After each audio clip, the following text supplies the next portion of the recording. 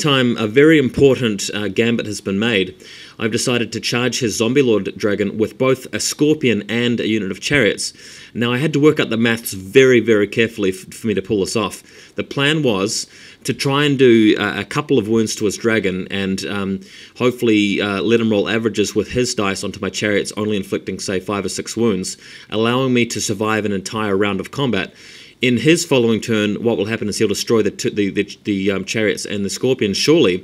But because my Tomb King unit will be closer to his dragon, I'll be able to charge him in the following turn with my Tomb King. So really banking on luck actually holding me through that round there. Following photo, you can actually see the Tomb King getting closer, trying to get smiting on the Scorpion. He's not close enough yet, but after a round of movement, he should be. And what actually happens in this close combat is that I do actually manage to get 2 wounds on the Zombie Dragon. He doesn't manage to kill enough chariots, and this allows me to actually, survive a round of combat and allowing my plan to work. So you can guarantee that the Tomb Guard are going to be in close combat with the Zombie Dragon the following turn, allowing me to win the game by killing his Lord, if things go according to plan. Next photo, things have worked out in the right-hand flank as well. The chariots have reliably killed the Fellbats and have rolled high enough to make it into a fresh round of combat with the Blood Knights. So this will begin during the Vampire Count's turn. Very happy that that's resolved itself and I can actually execute my plan there. Next photo, Zombie Dragon just hacking away at the Scorpion, and the chariots managed to not get any killing blows on his Lord, but he really manages to polish it off, and since he's got that Blood Drinker item, he's able to re-heal wounds on the dragon, which is pretty cool. It's a shame that I wasn't able to actually soften him up for the following charge with the Tomb Guard. Next photo, the chariots have been wiped out, the Scorpion has been wiped out, and the zombies have actually charged in to help in his turn. And at the time, I was wondering why he wasn't overrunning into the Tomb Guard, because I'd actually forgotten about that with the zombies in the background there. If the zombies had charged in, it would have meant that I can't charge his Zombie Dragon, but for some reason Bill thought that the rules said that zombies cannot overrun. I think the rules only say that they cannot pursue, therefore he could have actually overrun, so due to him forgetting about the rules and assuming that he couldn't overrun, he chose not to, which is a fatal mistake. In fact, this is surely cost him a huge advantage here, because what he could have done is just charge the zombies or overrun the zombies in. Had he rolled high enough, of course, there's roughly only a 50-50 chance that he would have got in combat there. That's around about 6 or 7 inches away. And then a Zombie Dragon would have flown away to deal with other units elsewhere in the field, allowing him to get a victory in the long term. But that has not happened, so things have actually started to look a bit tight.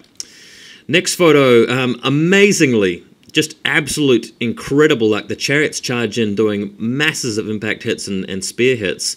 And with a -1 to his armor save, Bill manages to roll numerous 1s and 2s, needing a 3-up on his armor save for the Blood Knights. So in fact, the impact hits destroyed 4 Blood Knights incredibly, meaning that I didn't actually get wiped out in this close combat phase. In fact, I almost won the combat. And the chariots are sticking around for another go. Just having incredible luck for this first few turns here. It's been gobsmacking. If I didn't mention earlier, the Direwolves were wiped out by an entire round of Tomb King shooting. Archers on the hill, fast cavalry, chariots managed to wipe the whole lot of them out. So things have been looking really well in terms of my dice lately. Next photo, though, it's the Tomb King charging into the dragon with the Prince joining the unit as well. The unit of Carrion have decided to charge the zombies in the flank to prevent them from charging me in the flank in the following turn, knowing that the Carrion are going to do enough damage to the zombies to survive the round of combat res, preventing him from being able to charge in his following turn. So that's the plan there. Next photo, a bit of a zoom out. Things are going pretty well. I've got the chariots in the bottom left moving around to help out. Now that the Fellbats have run back, he's decided not to be aggressive with them. The catapult has tried firing at the skeletons and blowing itself up with a misfire. The Liches are still hanging out with the chariots on the hill now that the Blood Knights are not looking as threatening as they were. Just in case the Blood Knights do win this following combat, I've got some fast cav behind them, forcing the Blood Knight to be frenzy baited into that unit, allowing me to charge with the skeleton archers on the hill later on and really bog them down.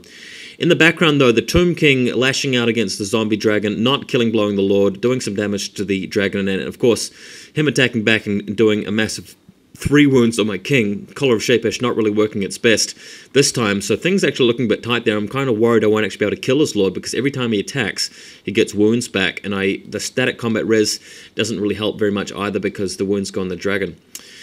Next photo, in fact, though, after a couple of rounds, I do enough static and natural combat destruction to kill his dragon, but it's left his lord on foot, still alive, and he's got a unit of zombies to charge into the flank of the Tomb Guard. However, the king, the glorious Tomb King, has been destroyed by the lord there. He's passed his curse test, so I've lost my general, but he's got his around. Of course, the Hierophant is the one keeping the army together, and his vampire lord, if I destroy him, things should be good, but easier said than done. Next photo, he's charged to the back of the carrion there with his skeletons, wiping them out. So these zombies over here are going to be free to charge my flank soon with the Tomb Guard.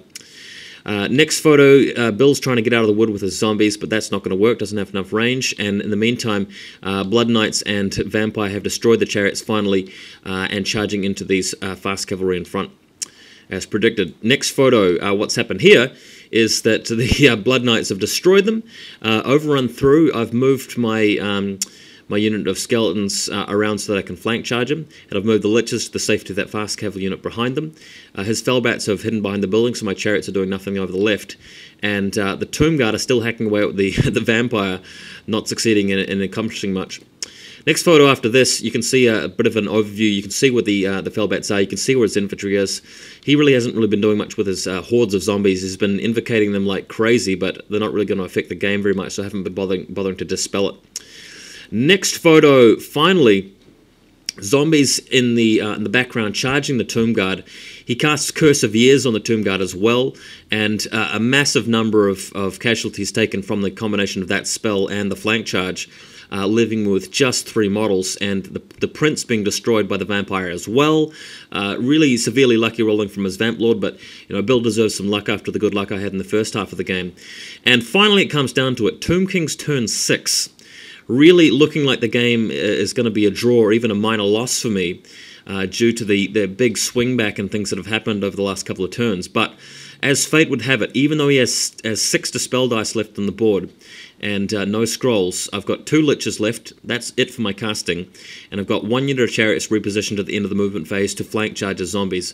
What happens? Well, luck swings back my way again. I roll the first lich, he rolls like a 10, and Bill throws 3 dice and dispels it. Then I throw another lich, rolls like a 10 again, and throws the other 3 dice and fails to dispel it, meaning the chariots flank charge that unit of zombies in the background in combat with the Tomb Guard, inflicting 10 wounds.